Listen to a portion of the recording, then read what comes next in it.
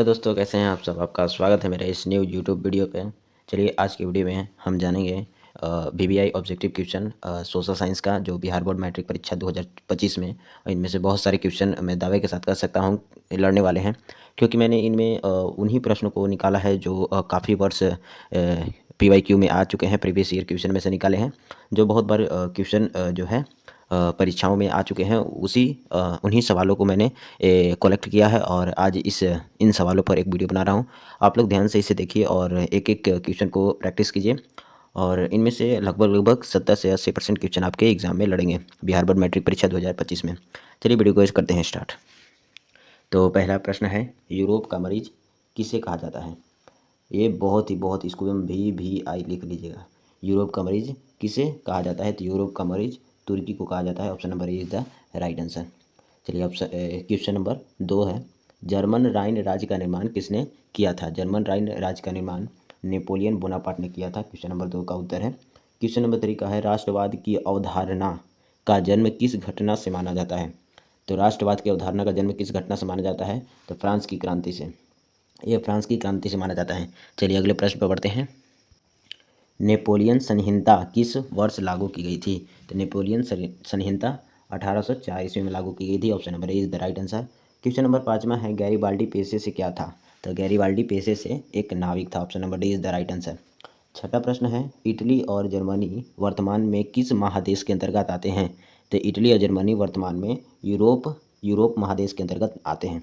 चलिए अगला प्रश्न पर पढ़ते हैं। 1829 ईस्वी में एड्रियानोपोल की संधि किस देश ने की थी। तो 1829 में एड्रियानोपोल की संधि यूनान देश ने की थी। कौन से देश ने की थी, यूनान देश ने। 8वां क्वेश्चन है, फ्रैंकफर्ट की संधि कब हुई थी। फ्रैंकफर्ट की संधि ऑप्शन नंबर डी 1871 में हुई थी। 8वां क्वेश्चन। 9वां है, इटली और जर्मनी के एकीकरण के विरुद्ध निम्नलिखित में से कौन सा देश था। तो इटली और जर्मनी के एकीकरण के विरुद्ध इनमें से ऑप्शन नंबर सी ऑस्ट्रिया था, ऑस्ट्रिया देश था। चलिए अगला प्रश्न पर बढ़ते हैं। अगला प्रश्न है, काउंटर कैबूर को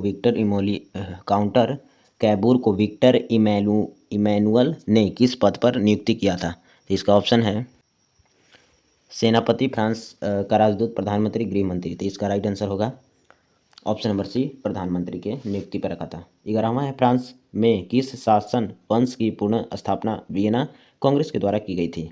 तो इसका राइट आंसर है ऑप्शन नंबर सी, बूर्बो वंश की। 12वां है, यूरोप वासियों के लिए किस देश का साहित्य एवं ज्ञान विज्ञान प्रेरणा स्रोत रहा है। तो इसका राइट आंसर होगा ऑप्शन नंबर बी, यूनान। अगला प्रश्न पर पढ़ते हैं। क्वेश्चन नंबर 13 है, मेजनी का संबंध किस संगठन से था। मेजनी का संबंध जो था कार्बोनरी संगठन से था।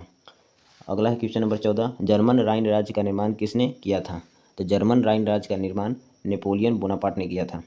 अगला प्रश्न है 15, जालवेरीन एक संस्था थी। जालवेरीन एक संस्था थी, कैसी संस्था थी, व्यापारियों की संस्था थी। चलिए अगला प्रश्न पर पढ़ते हैं। रक्त और लौह की नीति का अवलंबन किसने किया। रक्त और लौह की नीति का अवलंबन ऑप्शन नंबर सी, बिस्मार्क ने किया था। 17 क्वेश्चन है, ऑटो को निम्नलिखित में कहाँ का राजा घोषित किया गया। ओटो को कहाँ का राजा घोषित किया था। तो इसका राइट आंसर है ऑप्शन नंबर बी, यूनान। ठीक है। अगला क्वेश्चन है, यूनान को एक स्वतंत्र राष्ट्र घोषित किया गया। यूनान को कब, मतलब किस वर्ष में एक स्वतंत्र राष्ट्र घोषित किया गया था। तो ऑप्शन नंबर बी हो जाएगा 1832 ईस्वी। चलिए अगला प्रश्न पर बढ़ते हैं।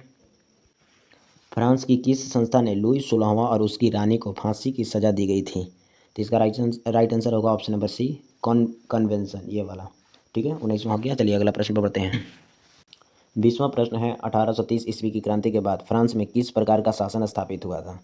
तो इसका राइट आंसर होगा आप लोगों का ऑप्शन नंबर बी, संवैधानिक राजतंत्र। ठीक है। अगला प्रश्न पर बढ़ते हैं, किस संधि द्वारा स्वतंत्र यूनान राष्ट्र का उदय हुआ था। तो इसका राइट आंसर होगा ऑप्शन नंबर ए, कुस्तुनतीनिया संधि के द्वारा। 22वां है, नौगुयल्फ आंदोलन का प्रणेता कौन था। तो इसका राइट आंसर होगा ऑप्शन नंबर डी, जियोबर्टी। चलिए अगला प्रश्न पर बढ़ते हैं।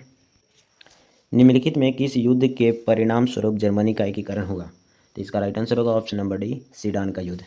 अगला प्रश्न है, निम्नलिखित में से किस वर्ष अलेक्जेंडर चिप सिलांटी के नेतृत्व में यूनान में विद्रोह शुरू हो गया था। इसका राइट आंसर होगा ऑप्शन नंबर बी, 1821 ईस्वी में। चलिए अगले प्रश्न पर पढ़ते हैं। हितेरिया फिलाइक नामक संस्था की स्थापना हुई थी। हितेरिया फिलाइक नामक संस्था की स्थापना हुई थी ओडिशा में। चलिए अगला प्रश्न है, निम्नलिखित में कौन जिकोबिन क्लब का सदस्य था? जिकोबिन क्लब का सदस्य था। ऑप्शन नंबर ए टीपू सुल्तान। चलिए अगला प्रश्न पढ़ते हैं, वियना सम्मेलन की मेजबानी निम्नलिखित में से किसने की थी? तो वियना सम्मेलन की मेजबानी मेटरनिक ने की थी। चलिए अगला प्रश्न है, चार्ल्स एल्बर्ट निम्नलिखित में कहाँ का शासक था? तो इसका राइट आंसर होगा ऑप्शन नंबर ए सार्डिनिया पिडमाउंट। ठीक है। 29वां फ्रांस में नेपोलियन संहिता किस वर्ष लागू की गई थी? तो फ्रांस में नेपोलियन संहिता 1804 ईस्वी में लागू की गई थी। अगला प्रश्न है, हंगरी की अधिकांश जनता कौन भाषा बोलती है? तो हंगरी की अधिकांश जनता ऑप्शन नंबर बी मैग्यार भाषा बोलती है।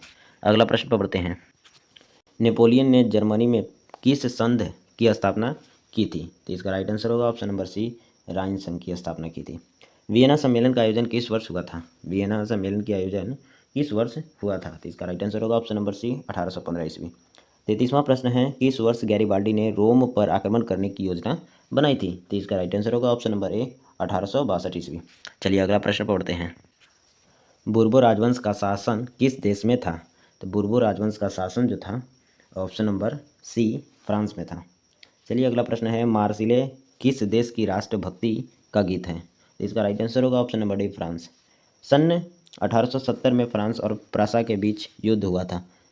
1870 में फ्रांस और प्रासा के बीच कौन सा युद्ध हुआ था? तो ऑप्शन नंबर ए सीडान। चलिए अगला प्रश्न पर बढ़ते हैं, राष्ट्रवाद की अवधारणा का जन्म किस घटना से माना जाता है? तो राष्ट्रवाद की अवधारणा का जन्म ऑप्शन नंबर सी फ्रांस की क्रांति से माना जाता है। मेटरनिक कौन था? 38वां क्वेश्चन है, मेटरनिक कौन था? तो ऑप्शन नंबर बी ऑस्ट्रिया का चांसलर था मेटरनिक। 39वां है, यंग इटली की स्थापना किसने की थी? तो यंग इटली की स्थापना ऑप्शन नंबर बी मेजनी ने की थी। अगला प्रश्न पर बढ़ते हैं, यंग यूरोप की स्थापना कब हुई थी? यंग यूरोप की स्थापना कब हुई थी? 1928 ईस्वी। Option number A is the right answer. 41वां प्रश्न है, सेडोवा के युद्ध में किसकी पराजय हुई थी? सेडोवा के युद्ध में ऑस्ट्रिया की पराजय हो गई थी। लाल कुर्ती का गठन किसने किया था? लाल कुर्ती का गठन ऑप्शन नंबर बी गैरीबाल्डी ने किया था। चलिए अगला प्रश्न पर बढ़ते हैं, यूरोपीय सभ्यता का पलना किसे कहा जाता है? यूरोपीय सभ्यता का पलना ऑप्शन नंबर बी यूनान को कहा जाता है। 44वां प्रश्न है, वर्साई की संधि कब हुई थी? 44वां प्रश्न है, वर्साई की संधि कब हुई थी? तो ऑप्शन नंबर सी 1919 में हुई थी। 45वां है, मेटरनिक क्या था? मेटरनिक क्या था? तो ऑप्शन नंबर सी प्रतिक्रियावादी था। मेटरनिक प्रतिक्रियावादी था। अगला प्रश्न पर बढ़ते हैं, मेटरनिक का पतन कब हुआ था? मेटरनिक का पतन कब हुआ था? ऑप्शन नंबर सी 1948 ईस्वी में हुआ था। बिस्मार्क क्या था? बिस्मार्क क्या था? तो ऑप्शन नंबर डी कूटनीतिज्ञ था। अगला प्रश्न पर बढ़ते हैं, इटली का एकीकरण का तलवार कौन था? इटली के एकीकरण का तलवार कौन था? तो ऑप्शन नंबर सी गैरीबाल्डी। अगला प्रश्न पर बढ़ते हैं, अगला प्रश्न इसमें ऐड नहीं हुआ तो 2 क्वेश्चन और था, 50 क्वेश्चन पूरे हो जाएंगे। तो 49 क्वेश्चन था, इटली एवं जर्मनी के एकीकरण के विरुद्ध कौन सा देश था? तो इसका राइट आंसर होगा ऑप्शन नंबर बी ऑस्ट्रिया। और 50वां क्वेश्चन था, हनोई समझौता कब हुआ था? तो हनोई समझौता 1946 ईस्वी में हुआ था। तो ये सारे क्वेश्चन जो हैं बीबीआई क्वेश्चन हैं। सारे क्वेश्चन बहुत इंपॉर्टेंट है, बिहार बोर्ड मैट्रिक 2025 में आ सकते हैं, लड़ सकते हैं। तो चैनल को सब्सक्राइब ना किए हैं तो जल्द से जल्द चैनल सब्सक्राइब करें और जो भी वीडियो अपलोड हुए हैं उस सभी वीडियो को देखें। आपका 70 से 80% क्वेश्चन लड़ेगा। थैंक यू और चैनल को सब्सक्राइब करें। मेरे तरफ से बेस्ट ऑफ लक, आप लोगों का एग्ज़ाम अच्छा जाए।